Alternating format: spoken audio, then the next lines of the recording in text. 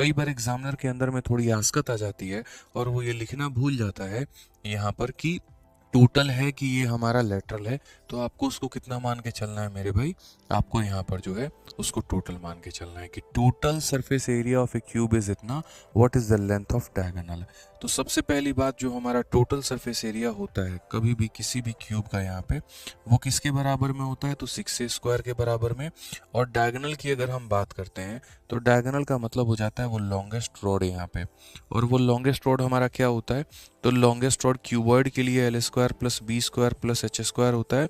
यदि हम हर किसी की जगह पर ए रख दें तो ये जैसे हमारा A², ये भी हमारा A² और ये भी हमारा A², तो ये हमारा बन जाता है 3a²।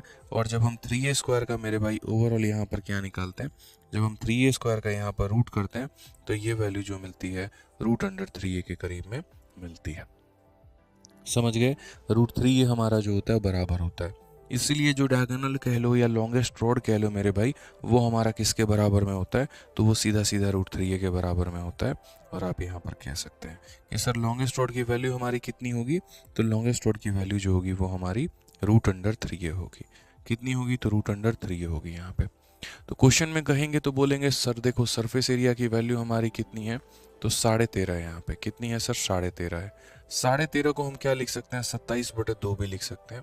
तो इसको 13.5 लिखना उचित नहीं रहेगा, दशमलव में किसी भी संख्या का रूट नहीं निकाला जा सकता है, तो इसको 27/2 कर दो। अब यहाँ पर अगर आप काटोगे तो 3 से आपका 2 बार में, 3 से आपका 9 बार में, ठीक है। 3 से कितनी बार में कटेगा मेरे भाई, तो 9 बार में। फर्दर अगर आप A² की बात करेंगे तो ये 9 हो जाएगा, 2 यहाँ नीचे चला जाएगा, 9/4। तो A² का मतलब हमारा कितना हो गया, 9/4। अगर हम रूट करेंगे तो इस संख्या का रूट हमारा A हो जाएगा, 9 का रूट हमारा 3 हो जाएगा, 4 का रूट हमारा 2 हो जाएगा। तो A का मान कितना होगा, 3/2। A का मान हमारा कितना होगा, तो 3/2 हो जाएगा मेरे भाई।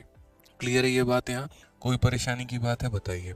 ए का मान अगर आपका 3/2 निकल कर आ गया है तो उसके डायगोनल की वैल्यू आप निकाल सकते हैं, तो बोलेंगे हाँ सर डायगोनल की वैल्यू निकाल सकते हैं।